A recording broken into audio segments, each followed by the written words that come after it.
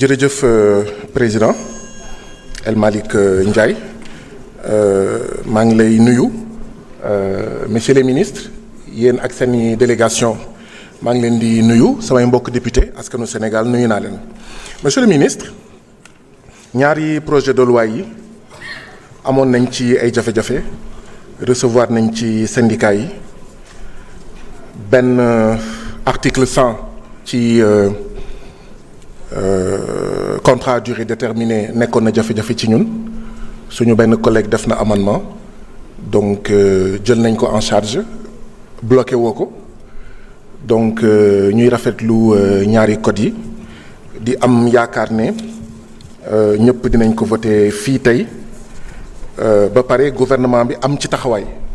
ndaxte Sénégal yàgg na am ay texte waaye texte yi ñu am mu baax wala mu bon dañuy am jafe-jafe pour application yi moo tax monsieur le ministre ma lay laaj auditu Cour des comptes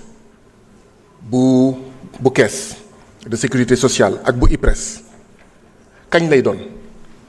ndaxte bu mujj bi mu ngi am 2013 pour caisse de sécurité sociale mu ngi am 2014 pour IPRES à ma connaissance kañ la ñuy am beneen audit ci ñaari institution yooyu monsieur le ministre renouvellement conseil d'administration caisse de sécurité sociale ak IPRES kañ lay doon seeni mandat bu dee jumuma jeex na ëpp na fukki at monsieur le ministre liggéeykatu Radisson Diamniadio nee nañ dañoo bëgg daje ak yow seen lettre seen demande de rencontre mu ngi sa biir ministère depuis le 31 juillet 2026 31 juillet 2026 ak tey 18 août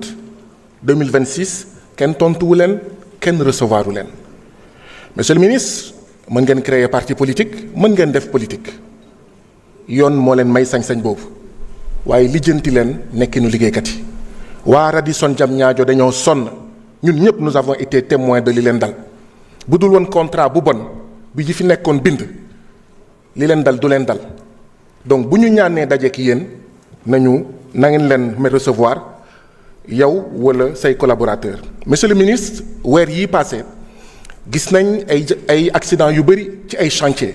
10 étages 20 étages 25 étages monsieur le ministre dama bëgg sa département gën a lijjanti loolu ndaxte liggéeykat du mala ndaxte employeurs yi mënuñu am ay chantier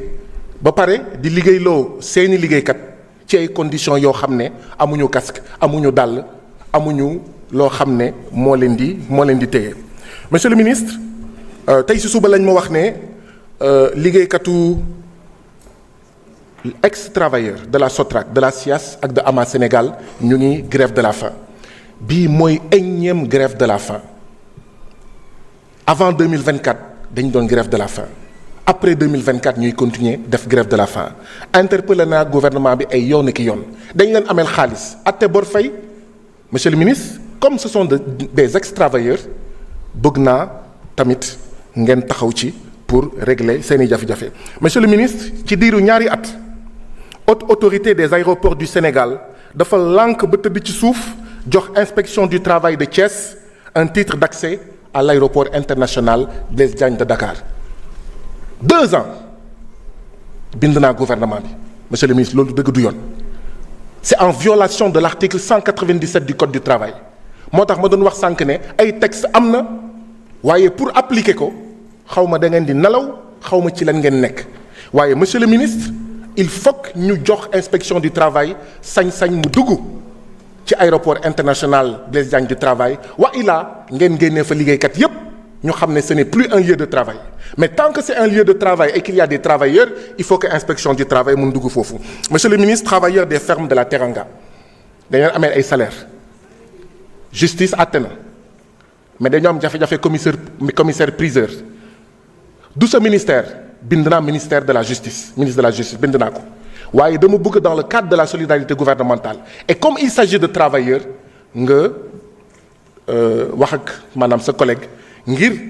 mu tànn commissaire priseur département bu Dagana ngir les travailleurs de la ferme de la Teranga mën a am justice jërëjëf Merci, honorable. Abdou Mbow, vous avez la parole. Omar Diop, Manga Wadjal. Nous maintenir carte yi bañ ko rocci comme ça ñu mëna suivre liste bi. Merci, Monsieur le Président, Monsieur le ministre du Travail, Monsieur le ministre chargé des relations avec les institutions, Madame, Monsieur les collaborateurs des ministres, mes chers collègues. Monsieur le ministre, je vous avais interpellé en commission par rapport aux syndicalistes qui avaient contesté même vos rencontres. Et je pense qu'on les a, vous-même vous avez dit que oui, vous les avez rencontrés 4 fois, mais eux ils disent que même si vous les avez rencontrés, ce n'était pas par rapport à ces codes, c'était par rapport au pacte de stabilité et que vous-même, et c'est vous qui l'aviez dit, que c'est l'Assemblée qui avait les textes, ce que j'ai contesté moi personnellement, parce que je vous ai dit qu'en tant que ministre, vous avez la possibilité de retirer le texte, mais aussi vous avez la possibilité de présenter des amendements, et même, comme vous êtes maintenant des spécialistes de bloquer, de bloquer, vous pouvez utiliser l'article pour faire un vote bloqué et faire passer le texte, parce que le gouvernement a vraiment cette prérogative-là. Et pour le CDD, c'est vrai, il y a eu un amendement d'un de nos collègues qui a été quand même accepté, mais les syndicalistes disent parce que l'ancien texte ne fait pas de commentaire, parce que là, il y a un commentaire, l'ancien texte dit que le contrat à durée déterminée est de 2 ans. Par exemple, parce que nous, on s'est inspiré du code de Napoléon. Et là-bas, on dit que le contrat à durée déterminée est de 18 mois, renouvelable une fois, mais le contrat et le renouvellement compris. Donc c'est 18 mois. Mais ici, on fait renouvelable une fois et on fait un commentaire jusqu'à aller vers 4 ans. C'est ce que les syndicalistes disent. Donc moi, je considère que le problème reste en l'état et que les textes ne devraient pas être, par exemple, moi à mon niveau, je pense que les textes ne devraient pas être amenés ici en session extraordinaire. On avait retiré le texte pour l'amener en commission. Il fallait donner le temps d'échanger avec les syndicats parce que c'est important, Monsieur le ministre. Parce que ces textes, ce sont des textes qui ont une importance capitale. Parce que Code du travail et Code de sécurité sociale, on l'a dit en commission, que ce n'est pas un code du travail, ce n'est pas un code du travailleur, c'est vrai, mais le travailleur doit être protégé parce que entre l'État, le travailleur et l'employeur, le plus vulnérable, c'est le travailleur. Donc le travailleur doit être protégé. Donc je considère que ces textes-là devraient avoir énormément d'échanges, de discussions avec les syndicalistes avant de revenir ici, c'est-à-dire le code du travail et le code de sécurité sociale, parce que même pour le code de sécurité sociale, la contestation que les travailleurs font, parce qu'ils se disent que l'État aujourd'hui, ce que veut l'État, c'est de contrôler ces structures-là. Parce que quand on voit, par exemple, les propositions que vous avez faites en supprimant, par exemple, le collège et amené des délégués de 32 ou bien 22 à 17, apparemment, ils ont raison, l'État veut contrôler ces structures-là. Et qu'est-ce que l'État gagne en contrôlant ces structures-là? Parce que les travailleurs devraient quand même avoir la main sur ces contrats. Maintenant, par rapport, pour la première fois, je serai d'accord avec mon collègue Guy Marius Sagna pour les travailleurs licenciés, parce qu'il l'a dit tout à l'heure, mais aujourd'hui, vraiment exceptionnellement, je serai d'accord avec lui. Pour les travailleurs des structures publiques et parapubliques qui sont licenciés, parce qu'il y a les travailleurs du FERA, CDC, ACPEX, Dakar Demdik, Grand Théâtre, Port de Dakar, Lonage, FONGIP. Il y a même un rassemblement des travailleurs, des licenciés,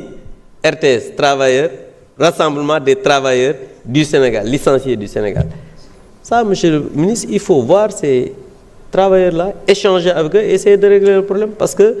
le pays va mal, et vous le savez, le travail va mal,